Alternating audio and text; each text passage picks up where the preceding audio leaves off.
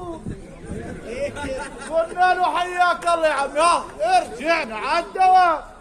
والله ولما رجعنا على الدوام من هاني يا حبايبي شو اللي صار؟ قالوا وقفوا في 1/1/23 بتطبق 23 بطبق لكم اياها.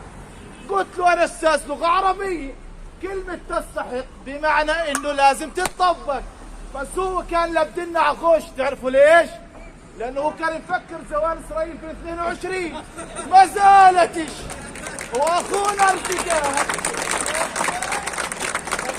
واخونا رزقات عكم. طيب يسكت؟ لا، كيف يسكت رزقات؟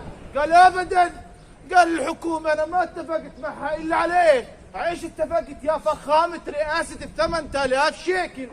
قال اتفقت علاتي انه في حاله ما غير العاقل وغير العاقل. هاي قلنا بلكي احنا مش عقال تنفهم.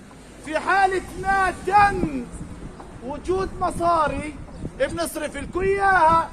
قلنا له يا اخوي ليش حط كلمه تستحق طالما في حاله موجود المصاري؟ لانه احنا من 96 ما فيش معنا مصاري.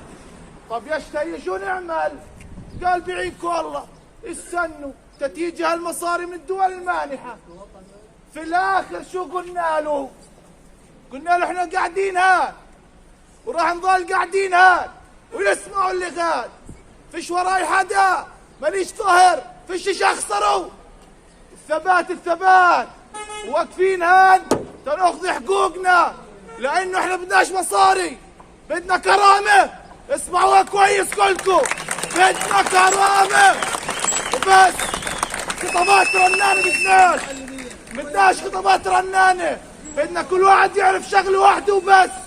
احنا مش جايين مشان مصاري، جايين مشان ما حدا يجي يقولنا بتشتغل استاذ ونضحك على بعض. وشكرا لكم.